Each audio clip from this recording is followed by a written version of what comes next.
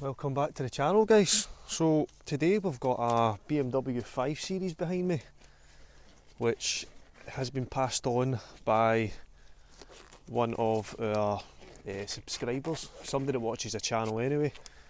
So this BMW is a apparent crank no start. So there's been a couple of things being swapped out on this car, so we're going to try and suss out what's happening with it and hopefully get it sorted for the customer. We're just going to get all of our stuff ready.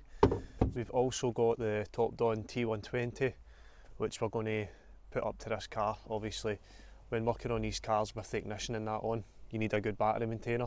So we're going to get that connected up while we're here before we do any diagnostics on the car. So we'll just fire up the TOPDON X-Link and we'll have a little look. Yep, so we've got the lead there, and I don't think we'll need anything else at the minute, so we'll get this connected up. In fact, first of all we'll get the TOPDON T120 connected up just on the engine bay side at the minute. What we're going to do is get the TOPDON connected up just so we've got that stable sort of battery voltage when we're doing tests on the car. So pretty simple. Obviously you can get the longer leads, and we could probably reverse our van back a good bit, but these are just long enough. So we've got them connected up to the engine bay side at the minute, and we'll show you what we're going to put it to on the settings. Now this is my first time using this T120, so bear with me, and if anyone else has used it and knows a bit more about it, feel free to put it in the comments if I'm possibly doing anything incorrect. So what we're really looking for here is just a supply. So we're going to keep it at around about 14 volts. So we'll just keep it at, in fact we'll put it at 13.8, and we don't really need that much in terms of amperage. So we're just going to keep that. You can see the fans are running at the minute, and you can see it's got all the the data display there. So we'll leave that running while doing the diagnostics, and that means our test won't be obscured by any false any drops in voltage. Next thing we're going to do is just connect up our OBD and sit in the car, obviously. So we want to come out of OBD mode, and we want to go into BMW. Now the ignition does turn on. One thing that I have noticed is I don't see any engine management light, which is likely an issue, but I might just be jumping ahead here. So let's just do the test that we need to do. So we're just going to go through a normal smart scan. For some reason it won't let you do a high-speed scan on this car. Sometimes you don't really get that option on all of the cars. So now we know that we've got a full report of all the fault codes that were there. There's obviously a lot of stuff here. There's a total of 47 fault codes, bearing in mind that the customer was doing a couple of different things, more than likely unplugging a couple of different things as well. So the fact that we've got a saved report, what we're going to do now is just clear the fault codes and start from afresh. So we'll clear them, crank the car. Hopefully it doesn't start. We'll clear them, we'll crank the car and see if anything comes back. If not, then we'll move on to the main things like fuel pressure and so on. So that's what we're going to do next, so let's crack on with that. We're just going to click on clear DTCs. Just let the system clear itself. And then what we'll do, if I've got enough juice, is just give the car a crank.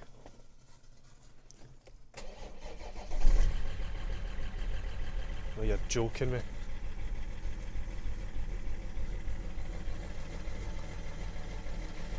So it seems to be the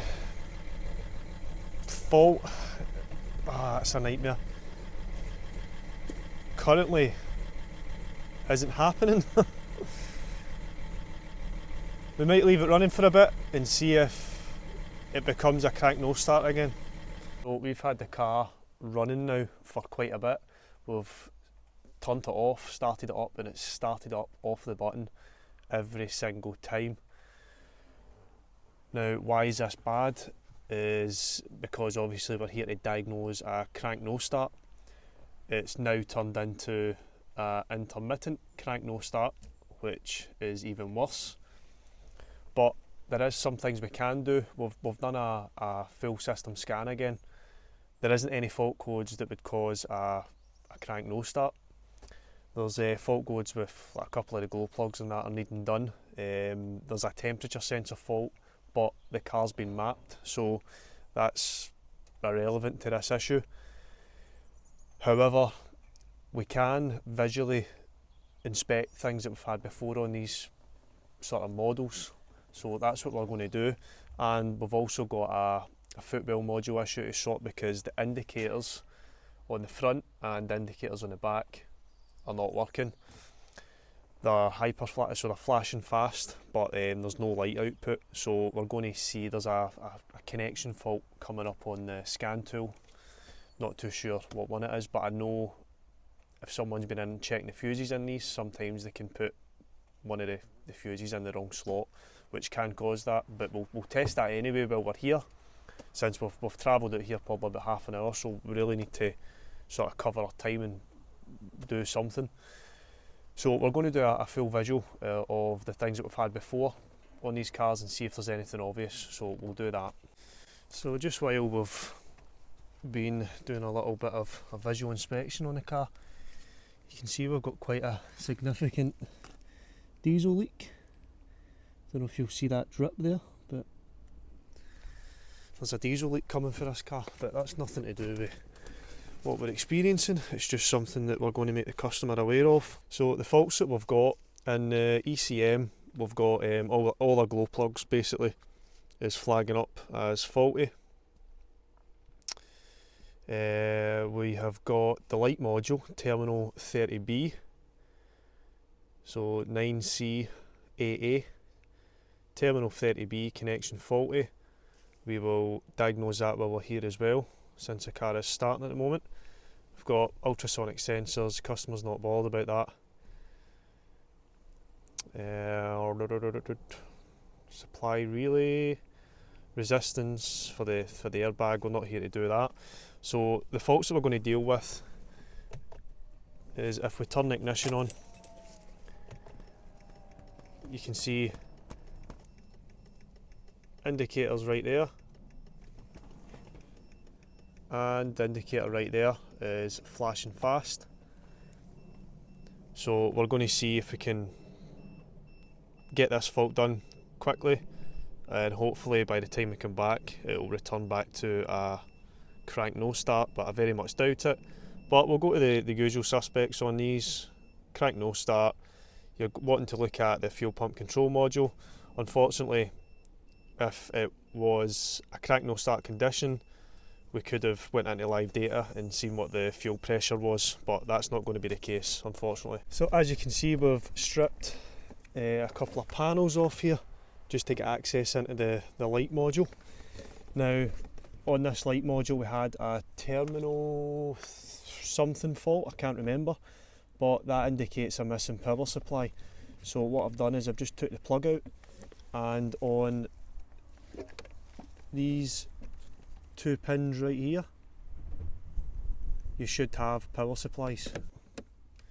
You can see I've got a power supply there, but if I go to the other pin, I've got absolutely nothing on that pin, so that is a fault confirmed. Now the customer did say that he was in at fuses, so the chances of one of those fuses being over to the wrong slot is pretty high. Now if we look at the fuses on HGS, number 5 and number 6, so if we click on number 6, hopefully if it lets me. So if we click on number 5, you can see that's for the light module. That's a 50 amp maxi fuse. Now if we go next to that, number 6, that is also light module 50 amp, and that's what it shows on the diagram as well. If you look, you can see F5 and F6 both 50 amp fuses which supply the light module. So let's go and see what's happening. What we've got happening here is we've got a test lamp connected up into that pin going to the light control module, and if you look here you can see we've got our two 50 amp fuses just to the right, so we're here. But if you look at this slot, you can see we've got two pins on each end, which means that one of these fuses is meant to be in here, and that one is this one here, because it comes out far too easy, meaning there's no pins in the actual fuse socket itself. So if we take this out, we'll show you. So you can see we've got a pin at the bottom, but we've got nothing at the top, just in there. So that means the customer's just accidentally put that fuse into there when he's been testing things. So if we plug this fuse back in, you should see that the test light will light up. And there we go, so we've restored that power supply. Just a little mistake, it happens. So we've restored that, and we're going to now continue to look for our crank no start issue. So the indicator on the left hand side is working as it should now. You can see it's blinking there normally. The only thing that we've basically got left is the offside headlamp dip beam isn't working, and it's got aftermarket LED bulbs in it. Now these bulbs are kind of siliconed in. We've took the cover off the back of the headlamp and we've tested for power, everything's there, so we know that it needs one of those new bulbs. Now obviously, being an aftermarket LED sort of upgrade, we don't carry them in the van, so in order for the customer to get that sorted, he'll need to get a new set of bulbs for it, maybe off Amazon or wherever you get these things from. So unfortunately, the full time we've been here, the car has started off the button each time. We've checked all the usual sort of stuff that we come across on these, and everything's more or less okay. Now while we were here, we fixed the lights. Obviously the customer needs to get a new LED bulb for the headlamp. We also checked the glow plugs. It needs a glow plug control module, and number 2 and 3 glow plugs are completely dead, so you will need to get a couple of glow plugs or a full set of glow plugs by the time you take the manifold and that off, and a glow plug control module. But apart from that, we've told the customer monitor the no crank condition. So I'm going to stop you right there. This fault came back just as we were about to leave. It's returned back to a crank no start situation, so I'll show you what I've found. So this is going to make the editing very difficult for me, because I've just more or less finished the last clip there saying that we couldn't get this to fault, but I thought I would just give it one last try before I left, and we're just going to do a full system scan because it is cranking and not starting right now. So we're going to do a smart scan. Now the engine ECU, you can see right there, is not communicating. Now if we try and crank it,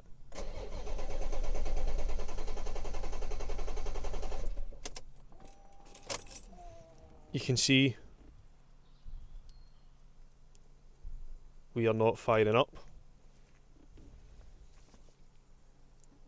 So that is our issue. The engine ECU is offline, so we need to check all the power supplies going to that engine ECU plus the grounds just to make sure all are there. So we've got good news. Obviously we didn't run through the full diagnosis because the video was getting pretty long, but you seen on the last clip there that the engine ECU didn't have any communication. Now that's what we were looking for. We did say that at the start of the video, but it must have just clicked into life when we done the fault scan, and obviously that led us down more or less path to nowhere because we were looking at other things, but we've managed to find the issue. Now I'll show you the wiring diagram for this engine ECU. So if you look here, you can see we've got 3 fuses there. They are all, well, sorry, the middle fuse is the main one for the 3 power supplies at 20 amp, if it's going to focus, which it probably won't, but FO3. Now what switches that is KO4.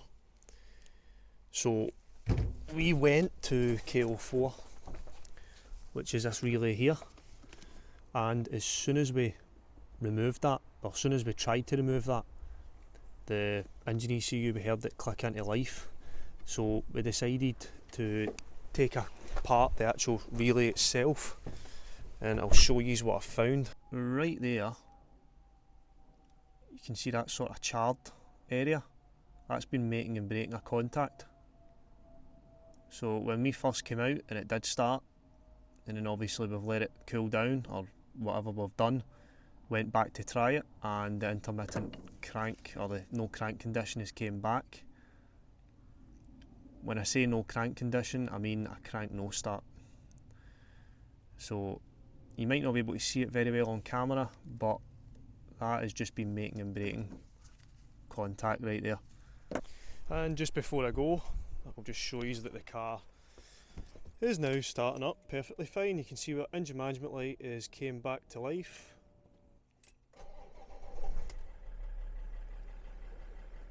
Happy days. So we're going to end the video there, guys. If you are interested in more content relating to the T120, just drop a wee comment. But it is a really good battery charger, or battery maintainer I should say. It really done the job here with keeping that voltage, because the battery was very low, so it did help within sort of diagnostic procedure that we were doing. There will be more videos with this. I haven't got any links for any sales or anything like that yet, but I should be receiving them through an email pretty soon, and you might see them in the description of the next video, or the videos that are going to be up and coming. But thanks for watching, guys, and we'll see you on the next one.